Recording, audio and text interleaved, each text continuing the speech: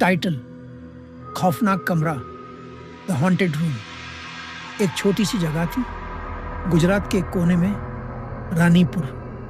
वहां एक 100 साल पुरानी हवेली थी जिसका एक कमरा लोगों के लिए मौत का दरवाजा बन चुका था। लोग उसे कहते थे श्रापित कमरा। लोक कहानियों के मुताबिक उस कमरे में एक छोटी लड़की की आत्मा का बसेरा है जिसका नाम था मीरा। कहते हैं मीरा की मौत इस हवेली में नींद में नहीं, बहुत ही दरवाने तरीके से हुई थी। रिया एक कॉलेज स्टूडेंट और हॉरर कंटेंट क्रिएटर थी। उसने सुना कि रानीपुर में कोई हॉन्टेड कमरा है और उसने डिसाइड किया कि वो अपने चैनल के लिए व्लॉग बनाएगी। उसके साथ थे अमन और प्रीति। लेकिन जैसे ही लोगों को पता चला कि अमन जा रही है, सबने मना किया, मत जाओ, वहां से कोई वापस नहीं आता। पर रिया ने कहा मैंने एक रात उस कमरे में बिताऊंगी, ये सब अफवाह है। रात के 11 बजे 5 मिनट रिया हवेली के अंदर गई।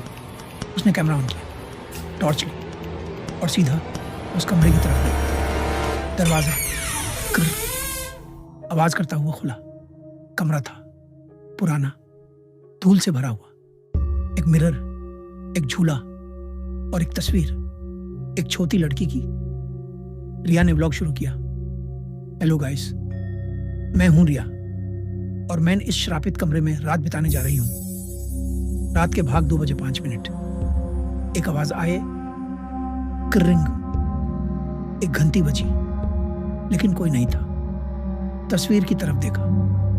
जो लड़की हमेशा हंसती थी, अब उसकी आंखें रिया को घूर रही थी। रिया ने तस्वीर को टच किया। वो ठंडी थी जैसे बर्फ। मिरर में कुछ उलझुल हुई। एक सेफ सरी वाली हवा में तैरती हुई। कैमरा अचानक 70% से 80% पे आया और बैंड हो गया। तभी आवाज आई, मुझे छोड़ दो। दरवाजा लॉक हो गया था।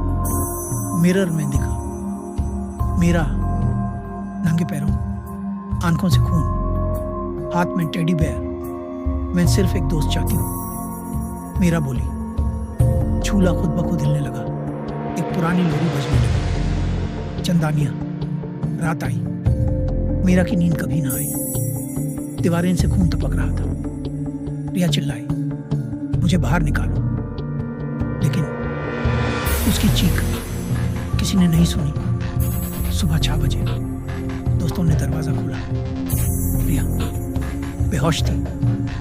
उसके हाथों पे खून से लिखा था, अगली बार तुम नहीं बचोगी। हॉस्पिटल में रिया कोमा में चली गई। जब होश आया, उसने सिर्फ इतना कहा, मीरा सच में है।